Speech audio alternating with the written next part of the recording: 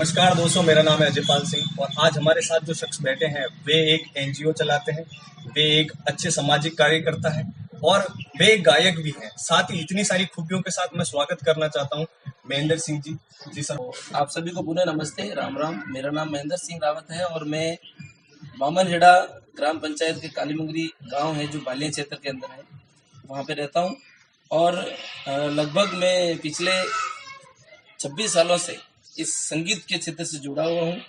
और पिछले 2011 के बाद में जो सामाजिक क्षेत्र के एनजीओ होते हैं उसमें मैं काम कर रहा हूँ। और पिछले इतने ही समय में मैं समाज के साथ जितने भी सेवा कार्य उनसे जुड़ा हुआ हूँ और संगीत के साथ भी मैं काफ़ी लंबे समय से जुड़ा हुआ हूँ। मेरे पिताजी शिक्षा विभाग से जुड़े हुए थे और काफ़ी लंबे समय से हम लोग, जब मेरा बचपन विजयनगर के पास जालिया हाई सीनियर सेकेंडरी स्कूल है, वहाँ पे मेरे पिताजी थे और उनके साथ ही मैं बचपन मेरा वहीं बीता। और उसके बाद में कक्षा 5 से जो है अपने इस क्षेत्र में आकर के यहाँ जो मेरी पढ़ाई जो है वो देवल फतेहपुर से 5वीं तक पढ़ा। उसके बाद बामनहेड़ा स्कूल थी, बामनहेड़ा स्कूल में मैंने 8वीं तक वहाँ पास की। उसके बाद में बड़ा खड़ा स्कूल में मैं 9th से 12th तक वहाँ पढ़ा। और स्कूल के कैरियर में मैं इस संगीत लाइन से जुड़ा रहा और उसमें मुझे बहुत लोगों का प्यार मिला और उस समय से मैं इस लाइन से जुड़ा। और उसके बाद की जो मेरी पढ़ाई है वो एसपी कॉलेज से मैंने कॉलेज की, उसके बाद में केकड़ी से मैंने बीएड की और एमए बीएड आज मैं हूँ। और इस शिक्षा के साथ साथ मैं संगीत से भी जुड़ा रहा। जी जी, आप मुझे अब ये बताइए कि बचपन में आप क्या सोचते थे कि मुझे बड़ा होकर के क्या बनना है? मैं जब बचपन में पढ़ाई के साथ, मेरे माता पिता तो ये सोचते थे कि मैं किसी सरकारी नौकरी करूं। और सरकारी नौकरी तो उनकी सोच थी, लेकिन थोड़ा उनका ये भी था कि मेरे मन में जो बचपन से विचार था कि मुझे कहीं एक पहचान बनानी थी समाज में। और उसका क्षेत्र में जब वहाँ पे था तो भी मैं बचपन से जब कहीं ऐसे स्कूल के कार्यक्रम होते थे तो उसमें मैं पार्टिसिपेट करता था। उसके बाद में जब इस क्षेत्र में आया तो मुझे थोड़ा सा ये लगा कि यहाँ पे थोड़ा वहाँ का और यहाँ का थोड़ा मंगरे क्षेत्र है। तो इस क्षेत्र में आया था जब मैं छोटा था, जब कुछ लोगों से प्रभावित हुआ और ऐसे छोटे मोटे कार्यक्रम में जाने लगा। और मैं जब बचपन में यहाँ पे प्रोग्राम में जाता था तो उस समय मुझे सबसे पहले जो कार्यक्रम रावड़ी धुनी, जब बहुत बड़े बड़े कलाकार आए थे उनको मैंने देखा और उनके साथ में मंच मैंने साझा किया। उसके बाद में बामनहेड़ा में मांगुर जी महाराज के प्रोग्राम था, उसमें धूल सिंह जी कलीवाल, नाथूराम जी और ये सब मंच पे प्रोग्राम करते थे और मुझे भी उसमें छोटे छोटे मंचों का ऐसे अनुभव हुआ। और उसके बाद में मैं मंच करता ही गया। अभी मैं इस मंगरे क्षेत्र में और मंगरा, मारवाड़ और मेवाड़ तीनों जगह बहुत अच्छे तरीके से मैं कार्यक्रम कर रहा हूँ और संगीत से जुड़ा हूँ। अब आप ये बताइए कि क्या इंटरेस्ट रहा, पहला क्या कदम रहा आपका म्यूजिक की ओर कि आपको लगा कि यार मुझे इसमें आगे और बढ़ना चाहिए या इसमें जाना चाहिए? संगीत के क्षेत्र में आने से पहले मैं पढ़ाई मैंने कभी छोड़ी नहीं। सबसे पहले मेरा संदेश भी आप सब लोगों को यही कि आप किसी भी काम को करो, लेकिन एक पढ़ाई एक ऐसा मंत्र है, ऐसा साधन है कि उसके जरिए आप कहाँ तक भी पहुँच सकते हैं। पढ़ाई करता रहा और जब स्कूलों में कुछ कार्यक्रम करता था तो उससे मुझे कुछ अर्न होता था, कुछ मिलता था। प्लस इसके बाद में मुझे रुचि होती थी कि लोग मुझे जानने लगे कि जब कोई स्काउट का या कोई कार्यक्रम होता था और कोई टूर्नामेंट होती थी तो आज मुझे पुराने जितने भी टीचर है वो मुझे आज भी बहुत प्यार से रखते हैं, बहुत बेटे की तरह रखते हैं। तो उस समय मुझे ये लगा कि नहीं, ये जो क्षेत्र है इससे कहीं न कहीं अपनी एक पहचान बन गई। तो इस पहचान को मैंने बनाए रखने के लिए इससे मैं जुड़ा। आप किस भजन शैली से प्रभावित हैं? किस प्रकार का गायन आप करते हैं और कौन सी गायन शैली है जो आपका आकर्षण खींचती है?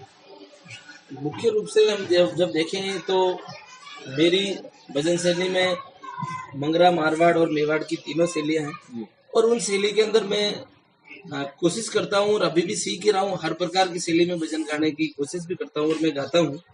और उसमें मुख्य रूप से चेतावनी भजन हो गए, हमारे मंगरे क्षेत्र में मांगुर जी महाराज के भजन हो गए, रामदेव जी के भजन हो गए। और जब विशेष कोई त्योहार होता है, शंकर भगवान के भजन है, कृष्ण भगवान के भजन है, तो इस प्रकार के काफी सारे भजन है जो मैं उस रुचि के साथ में उनको हर शैली में उनके गाने की कोशिश करता हूँ और गाता भी। अभी आप समाज सेवा भी करते हैं, आप समाज सेवी भी हैं, तो वो वक्त कैसा रहा जब आपको लगा कि मुझे समाज सेवा का विचार आपके मन में उत्पन्न हुआ और आपको लगा कि मुझे समाज सेवा करनी है? बहुत अच्छा सवाल है आपका कि एक व्यक्ति कुछ हद तक अपनी पहचान बना लेता है। जी पहचान बनाने के बाद जो दूसरा अपना स्टेप होता है कि उस पहचान को हम किस प्रकार लोगों के बीच में जाकर के किसी काम को पकड़ के उसके जरिए हम पहचान के जरिए लोगों के काम करें। तो मुझे लगा कि जब इस क्षेत्र में इतनी अपनी पहचान है तो मैं धीरे धीरे मुझे लगा कि लोगों को कुछ काम करना चाहिए। जी तो मैं ऐसे सोशल वर्क जितने भी जन कल्याणकारी योजना थी उन योजनाओं को लोगों तक लेके जाना, उनके लोगों को उस योजना का लाभ दिलाना, और ऐसे ही जो कुछ एनजीओ सेक्टर में मुझे रुचि थी जी और मैंने सर्वप्रथम मैं अगर कहूँ तो मैं शिक्षा विभाग से जुड़े हुए एनजीओ में काम किया। जी मजदूरों के लिए जो श्रम विभाग का एनजीओ है उसमें काफी समय से मैंने काम किया। इसके बाद मैंने स्किल डेवलपमेंट 2016 के बाद 2020 तक लेकर के जो मोदी जी की बहुत अच्छी स्किल इंडिया योजना थी कि हर युवा के हाथ में हुनर मिले और हर युवा को कुछ काम मिले, जी तो वो स्किल इंडिया प्रोग्राम में मैंने हजारों युवाओं को रोजगार से जोड़ा। तो कहीं न कहीं इस संगीत की पहचान के माध्यम से मैंने अन्य क्षेत्र में सामाजिक क्षेत्र में काम किया। जी मैं ये जानना चाहता हूँ क्या कारण रहा आपका जो आपने समाज सेवा को प्रोत्साहित किया और उस ओर अपना ध्यान केंद्रित किया? क्या कारण है कि बाकी लोग नहीं करते और आपको समाज सेवा का? तो मैंने ये देखा कि क्यों नहीं अपनी इस पहचान के जरिए लोगों की समाज की सेवा भी करें। इससे दो काम होंगे, एक अपना समाज के प्रति ज्यादा जागरूकता बढ़ेगी, समाज के लोगों को बेनिफिट मिलेगा तो उनका आर्थिक लाभ या उसका सामाजिक विकास होगा। जी तो इस कारण से मैंने इसको सामाजिक क्षेत्र में कदम रखा। जी ये बहुत बड़ी बात है कि आपने जो भी विद्या अर्जित की उसका केवल अपने आप तक सीमित नहीं रखा, उसे वितरण करने में ज्यादा ध्यान दिया। ये बहुत बड़ी बात है। मगरे के अंदर कोई ऐसा तो है कम से कम जो पाया जिसे बांटना भी सीख रहा है। बाकी काफी सारे केस में ऐसा देखा गया है जिनके पास जो विद्या आ जाती है वो उसे बांटना नहीं चाहते आगे। अभी आप भजन गायक हैं, आप तो वैसे आमतौर ज्यादातर देखते ही होंगे कि अभी की जो युवा पीढ़ी है वो भजनों से अपना ध्यान चुराती है। तो हम क्या कर सकते हैं कि उनका आकर्षण वापस हमारे भजनों की ओर लेके आए? युवाओं का जो आकर्षण है वो वापस भजनों की ओर आए, ऐसी क्या गतिविधियां करें हम? भाई ज्यादा यही होता है, जागरण में हजारों की भीड़ होती है, सत्संग में धीरे धीरे खाना, हम जब प्रोग्राम में जाते हैं तो खाना खाने वक्त हम देखें हजारों लोग वहां रहते हैं, खाना खा के चले जाते हैं। मैं उनको कहता हूँ भाई कम से कम 5 मिनट तो सुनो।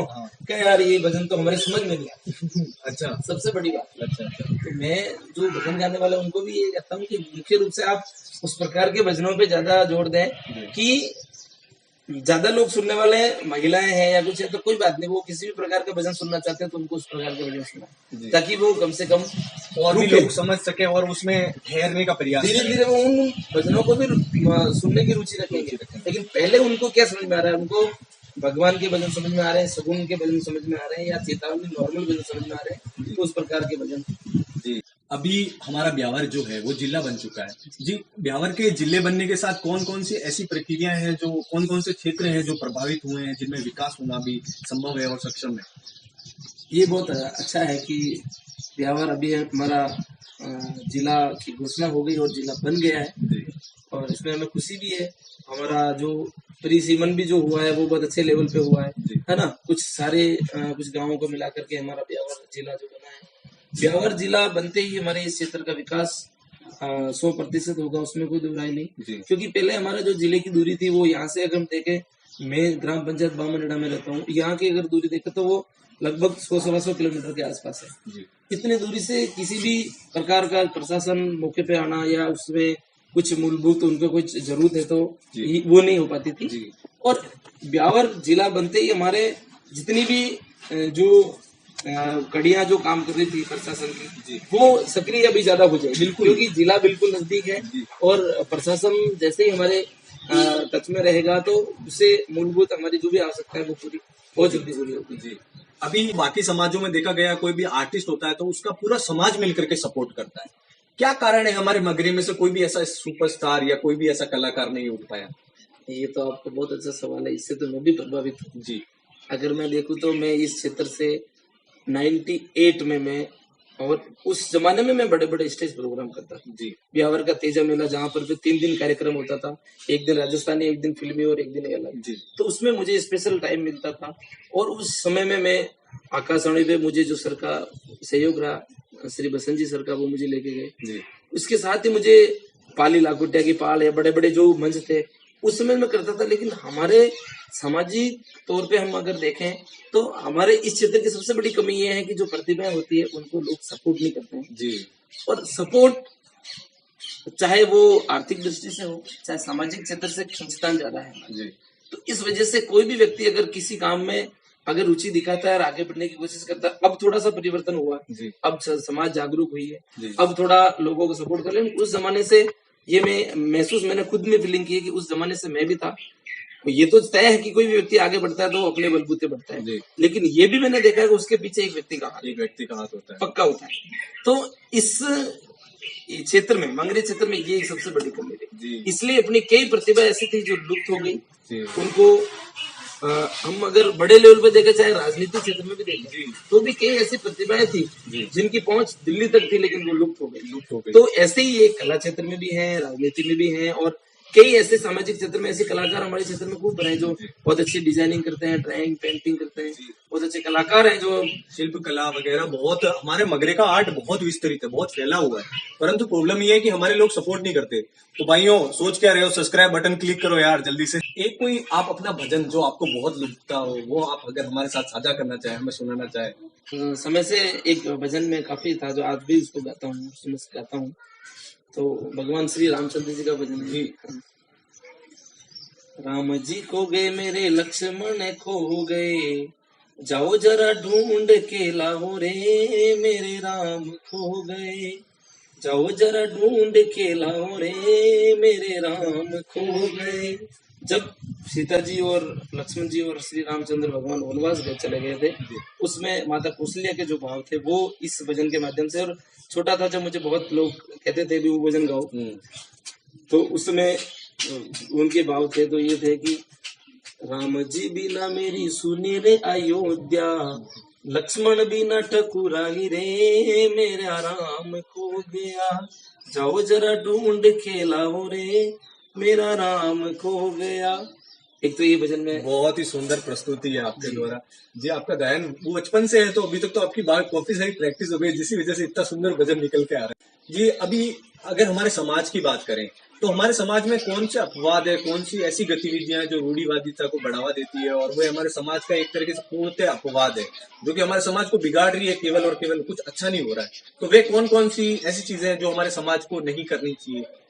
तो हमारे क्षेत्र में अगर हम देखें तो जो सबसे बड़ी जो समस्या है, वो इस समस्या से, सारी समस्या की शुरुआत जी वो है शराब जी। शराब एक ऐसी समस्या बन चुकी है कि आज इस शराब की समस्या से न तो राजनीतिक क्षेत्र हमारा सुरक्षित है जी, न हमारा सामाजिक क्षेत्र सुरक्षित है जी, और न ही हमारा संगीत क्षेत्र सुरक्षित। मैं जिस क्षेत्र से बिलोंग करता हूँ, हर क्षेत्र खतरे में, हर क्षेत्र शराब से खतरे में। इस शराब से दूसरे जो चाहे वो रूढ़िवादिता हो गई, चाहे वो बेटियों के प्रति प्रेम की भावना हो गई, और चाहे वो किसी इस क्षेत्र में जो कुरीतियां बढ़ रही है, वो सबसे उसका मेन कारण शराब है। तो मैं कोशिश करता हूँ कि कम से कम संगीत क्षेत्र से जो लोग जुड़े हुए हैं वो तो इस चीज का सेवन नहीं करें। तो क्योंकि होता है क्या है, एक व्यक्ति किसी जगह इसका अगर सेवन करता है और उसका जो हम देखें कि उसका जो प्रभाव है वो सभी लोगों पे पड़ता है। राजनीति में भी लोग कहते हैं कि शराब नहीं पिलाते तो वोट नहीं देते हैं, या शराब नहीं पिलाते हैं तो आप जीत नहीं सकते, आप जीता नहीं हो सकते। हाँ जी। और सामाजिक क्षेत्र में हम देखते हैं तो ये एक बहुत बड़ी कुप्रथा बनी हुई है। तो इस कुप्रथा के बाद में जो कुप्रथा है वो जो है वो एक है वो परंपरावादी रूढ़िवादिता, जो हम देख रहे हैं कि इस क्षेत्र में काफी ऐसे कुरीतियां हैं जिन कुरीतियों को हमें दूर करना चाहिए, है ना। उसमें कुरीतियां हम उनको ये कह सकते हैं कि जब वो कुप्रभाव डाल दे तो कुरीतियां, जी बिल्कुल, है ना।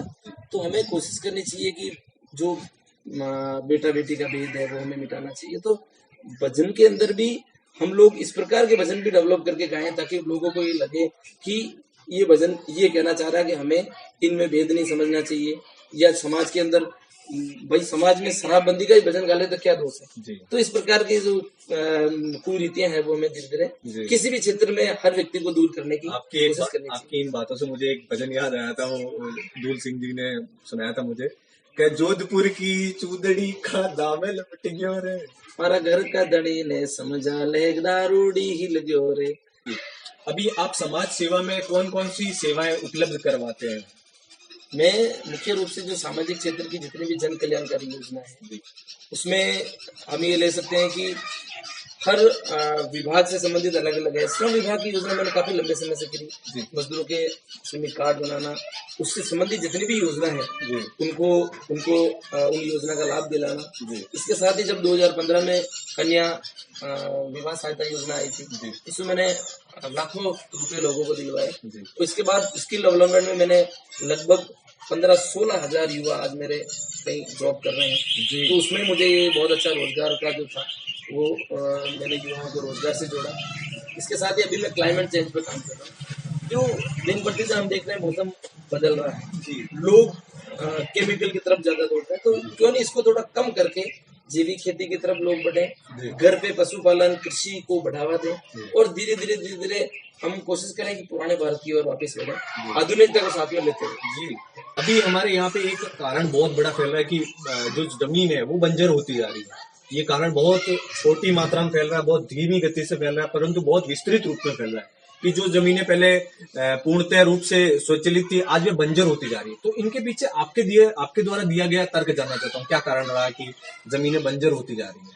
अभी हम पिछले 1 साल से कृषि विभाग और ये जितने भी डिपार्टमेंट इनके साथ काफी जुड़े रहे। जी इसमें कई प्रकार की ऐसी चीजें आई जो जमीन जो है, एक जमाने में हम कहते थे इसी खेत के अंदर इतनी पैदावार होती थी जी और आज नहीं हो रही। तो उसका कारण कहीं न कहीं तो ये है कि वो जमीन जो ऊसर होती जा रही है। जी उसका कारण ये डीएपी और यूरिया ओके है ना, और उसके साथ ही उस जो जमीन है उसकी प्रॉपर तरीके से बुआई निराई नहीं होना, उसका भी एक कारण रहा। और एक पानी तो एक समस्या है, ये बड़ी समस्या है हमारे है ना। में पानी। लेकिन कम पानी में भी हम कैसे पैदावार ले सकते हैं, ये अगर समय समय पे आप जाओगे किसी को पूछोगे कृषि विभाग से संबंधित, तो अभी ये चीजें बहुत कॉमन हो गई और घर पे ही अपन खेती कर सकते हैं।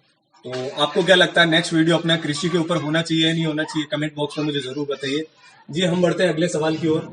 अगला सवाल मेरा ये है कि पहले का जो महेंद्र सिंह, जो बाल्य अवस्था का महेंद्र सिंह और आज का महेंद्र सिंह रावत, जी उन दोनों में क्या फर्क है?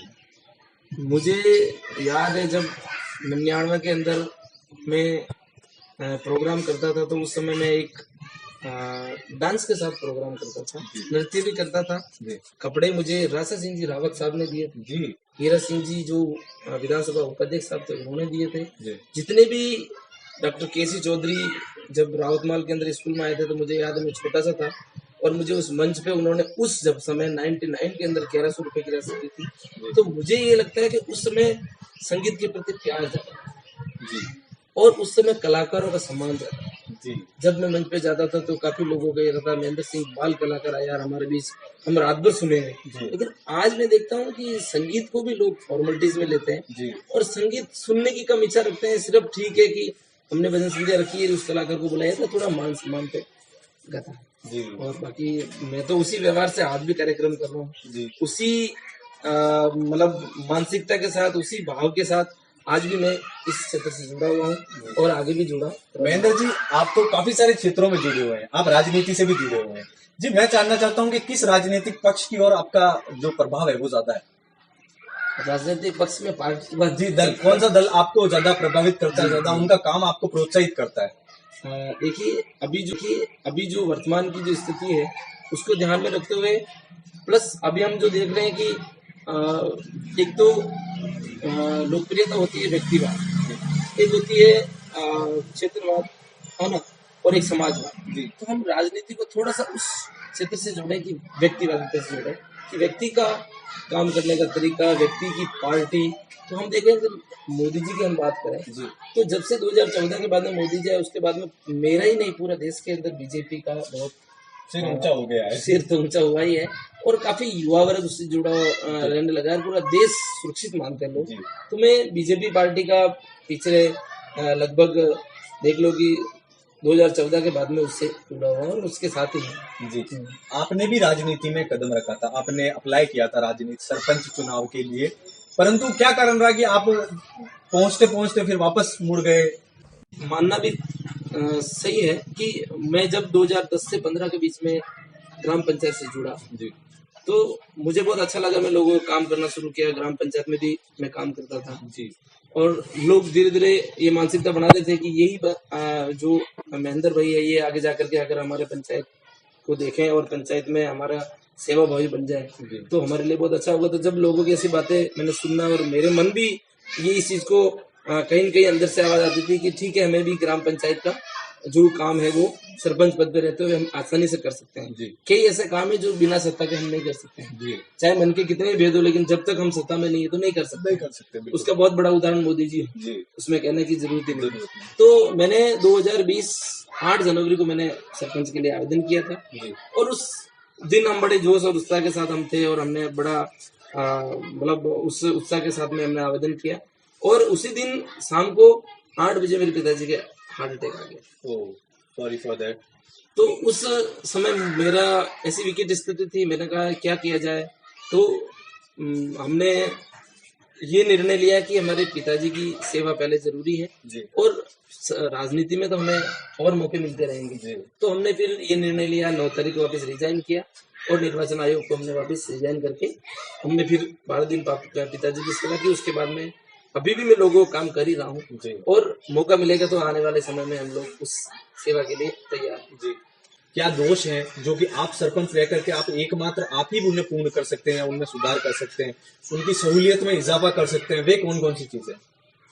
बहुत अच्छा सवाल है, और मुझे अगर मौका मिलेगा इस ग्राम पंचायत को देखने का, और इस क्षेत्र में थोड़ी सी मैं कुछ कमियां तो अभी भी वो कमियां पूरी हो सकती है, जी। लेकिन कुछ मुझे ऐसे लगता है कि एक तो पारदर्शिता की कमी है। जी किसी भी काम को लोगों तक डायरेक्ट वो चीज पहुंच रही है, जी उसकी पारदर्शिता नहीं है। जी दूसरा मुझे ये लग रहा है कि इस क्षेत्र में अभी भी जो है वो जितने भी सरकारी सिस्टम बने हुए जी। हैं उसका फॉलोअप की कमी है। जी एक सरपंच पद पे रहते हुए मैं ये कर सकता हूँ कि जो भी हमारे सरकारी सिस्टम है उनको सपोर्ट करें, जी उनकी रिपोर्टिंग करें, उनके सपोर्ट करें, प्लस जो गांव में विकास होने वाला है, जी चाहे वो सामाजिक विकास हो, चाहे वो किसी गली का या किसी रोड का विकास हो, या किसी, तो उसका व्यवस्थित रूप और पैसा जो एनालिसिस खर्च हो रहा है, कितना खर्च हो रहा है, इसके अलावा जो अन्य पैसा जो बचा है उसको अपन और कहाँ पे लगा सकते हैं, जी ये पारदर्शिता अभी बहुत कम है। जी हम देखते हैं कि किसी भी काम में लाखों रुपए लग जाते हैं, लेकिन हम उस जमीन पे उतर के देखें तो वो बहुत कम पैसों में वो काम हो लगता जाता है, है, जी। और वो पैसा बड़ी रकम जो जिसकी जेब में जाता है वो उस जेब वहां पर नहीं जाकर के किसी विकास में जाए या किसी धार्मिक जगह पे जाए, तो वो पैसा कहीं न कहीं सही जगह लग सकता है। तो मैं इस चीज को करूंगा कि मुझे अगर जो राशि सरकार द्वारा मिलेगी, मैं एक तो सबसे मेरा शुरू से ये रहा जो कमीशन खोरी है उसको मैं बिल्कुल बंद करूंगा, कि जो पैसा मिला है उस पैसा को वहां पे खर्च करने के बाद में और हम उस पैसे को गाँव को बताएं कि ये पैसा आया था, इतना पैसा आया था, इसको हम यहाँ लगा सकते हैं। दूसरा जो महिलाओं के लिए काफी कमी है, महिलाओं में देख लो आज महिला आता ही नहीं है। जी आज महिलाओं के लिए देखते हैं कि अगर जो इनके सार्वजनिक जो पर्व होते हैं, जो महिलाओं के सार्वजनिक जगह होती है, जी उस जगह कोई विकास नहीं है, वो किसी फंड में नहीं है, बजट में नहीं है, लेकिन हम जो वो पैसा बचता है उस पैसे को बचा करके वहां लगा सकते हैं। और ये हमारे समाज से हटती जा रही है चीजें। ये चीजें हटती जा रही जी हैं। और चाहे वो सांस्कृतिक क्षेत्र हो, धार्मिक क्षेत्र हो, तो पैसा जो निजी आय है उसमें से अपन वहां लगा सकते हैं। जी जी और जो दिन प्रतिदिन मैं देख रहा हूँ जो चरागाह का नुकसान होता जा रहा है, गऊ का तो ऑलरेडी आप देख रहे हैं कि लोग बांध नहीं रहे हैं, तो इनके लिए भी उस बिंदु पे मेरा विचार है कि इससे आने वाले समय में जो जमीन हमारी है, जल जंगल और जमीन, इसको मैं बचाने की पूरी कोशिश करूँगा। जी आपकी बहुत अच्छी सोच है, और मैं चाहता हूं कि आप, मैं खुद भी पर्सनली चाहता हूं आप इन्हीं विचारधाराओं के साथ राजनीति में आए और इनमें सुधार करें, और आप अपने क्षेत्र का एक नेतृत्व करके ऐसा नेतृत्व करें कि बाकी क्षेत्र के और लोग आपको देख के मोटिवेट हो, प्रेरित हो, प्रोत्साहित हो। जी आपका सोच वाकई में काबिले तारीफ है, बहुत अच्छी सोच है आपकी। कौन से ऐसे लोक देवता हैं जिनके गायन आप सर्वाधिक करते हैं और उन देवता के गायन से आप बहुत प्रभावित हैं, प्रेरित हैं? कौन से लोक देवी देवता है? जी बहुत अच्छा है। और हमारे राजस्थान स्तर पे तो बाबा रामदेव के भजन हम लोग सभी जगह करते हैं, लेकिन क्षेत्रीय की अगर हम बात करें तो इस हमारे क्षेत्र में भालिया क्षेत्र और इसके आसपास के जितना भी क्षेत्र है जी वो मांगट जी महाराज के छत्र छाया में रहते हैं। जी तो मांगट जी महाराज नोटिस वंश के हम देखें तो पूर्वज रहे हैं, और इस भालिया क्षेत्र को मांगट जी महाराज के नाम से इसका पहचान है इस क्षेत्र की, क्योंकि जो भी राजनेता भी यहाँ आते हैं या जो बड़े लोग कोई भी अगर इस क्षेत्र में आते हैं तो मांगट जी महाराज की जय जरूर बोला। जी तो मैंने अभी पिछले साल ही मांगट जी महाराज का एक भजन भेजा था, उस भजन को मैंने इसी माध्यम से गाया और वो अच्छा चला, और अभी वो लोग सभी जहाँ भक्ति संध्या मांगट जी की होती है वहाँ पे वो जाते हैं। अगर आपका एतराज ना हो तो वो आप हमें थोड़ा सुना दे तो। जी जी मांगट जी महाराज के भजन है, तो सबसे पहले तो आप सभी मांगड़ जी महाराज की जय बोलेंगे एक बार। बोले मांगड़ जी महाराज की जय हो। जय हो। अरे मांगट धनी हो मारा मांगट धनी, हे दुनिया में मांगट जी की महिमा गणी। मांगट धनी हो मारा मांगट धनी, भाल्या नगरी में बणियो देवरो, भाल्या नगरी में बाबा बणियो देवरो, देवरा में बाबा छारे जोत जणी। मांगट धनी हो मारा मांगट धनी, भाल्या नगरी में थारी महिमा गणी। मांगट धनी हो मारा मांगट धनी, दुनिया में मांगट जी की महिमा गणी। मांगट धनी हो मारा मांगट धनी। एक लास्ट सवाल मैं आपसे पूछना चाहता हूँ, इतना सारा संघर्ष करने के बाद क्या कभी आपने सोचा है कि आपके समक्ष अजयपाल जी के समक्ष बैठने का मौका मिलेगा आपको? पिछले काफी समय से आपको फॉलो कर रहा हूँ और आपको मैं देख रहा हूँ, और आपने भी ऐसी ऐसी प्रतिभाएं भी खोजी है, ऐसी ऐसी पहचान वाले लोगों को आपने खोजा है, तो आपका संघर्ष जो है वो निरंतर चलता रहेगा, तो इस क्षेत्र में काफी विकास होगा। एक तो मेरा ये सुझाव। दूसरा ये है कि अजयपाल सिंह जी आज मेरे जो सामने बैठे हैं, कि ये मेरा सौभाग्य है कि आप यहाँ आए, और ऐसे मेरे जैसे काफी लोगों को आपने अपने चैनल के माध्यम से कोई पहचान बने। क्योंकि होता यही है कि आज भी मैं देखता हूँ कि दूसरे क्षेत्रों में जो लोग आगे बढ़ रहे हैं, उनको कहीं न कहीं एक मीडिएटर की जरूरत होती है। तो इसमें आज का जो ये मीडिया है और आज का जो ये चैनल का जो माध्यम है, ये उसको पॉपुलर करने में बहुत और इसी तरह से मैं आप सभी के लिए भी कोशिश करता हूं। मैं चाहता हूं कि मैं हर क्षेत्र के जो फीड है वो आप तक पहुंचा सकूं, हर क्षेत्र की चीजें आप तक पहुंचा सकूं, और मगरी का जितना हो सके उतना सर्वाधिक विकास हो। इसके लिए आप हमें सपोर्ट करिए, हमारा समर्थन करिए, कमेंट्स करिए, अपने ओपिनियन हमसे शेयर करिए। और मैं इंस्टाग्राम पे बहुत एक्टिव रहता हूँ, आपके सवाल आप मुझसे डायरेक्टली इंस्टाग्राम पे पूछ सकते हैं। हमारे साथ थे महेंद्र सिंह जी रावत, जो कि अपने आप में अपनी ख्याति रखते हैं, जिन्होंने अपना संघर्ष बचपन से लेकर के अभी तक लड़ा है और उसमें विजय प्राप्त की है, लगातार प्रयास किए, लगातार कोशिश की, और आज अपने आप को एक मुकम्मल इंसान बना पाए, एक समाज सेवी बना पाए, जो कि आज मगरे के अंदर एक अच्छी ख्याति है इनकी। ये हमारी तरफ से छोटी सी भेंट है आपकी उन्नति के लिए। मैं ईश्वर से प्रार्थना करता हूँ कि आप दिन दुगनी और रात चौगनी तरक्की करें, और हमारे बीच में आए दिन नए नए कंटेंट और नई नई कोशिशें ला करके हमें प्रोत्साहित करते रहें। मैं आप सभी श्रोतागणों से और जितने भी हमारे मित्र हैं उन सभी से निवेदन करूंगा कि आप अजयपाल सिंह जी और इनका जो चैनल है आप उसको प्यार दें, उसको सब्सक्राइब करें, और जो आपके पास जो इन्फॉर्मेशन पहुंच रही है आप भी कोशिश करें कि उसको आगे से आगे पहुंचाएं। और हमारे क्षेत्र में ऐसे जितने भी लोग हैं जो जिन्होंने पहचान बने हैं किसी भी क्षेत्र में, उन लोगों के लिए बारे में इनको बताएं, इनको कॉल कर सकते हैं। ये बहुत ही सेवाभावी दिल से और बहुत ही अच्छे व्यक्तित्व के धनी है अजयपाल सिंह जी, और मैं उनका पुनः आभार प्रकट करता हूँ कि आप इस प्रकार का काम करते रहें जी। और इसी के साथ चलते हैं अगले वीडियो की ओर। धन्यवाद। सबसो मीठो बोल जगत में, सबसो मीठो बोल रे दुनिया में, थोड़ो जीवड़ो पंचीड़ा रे।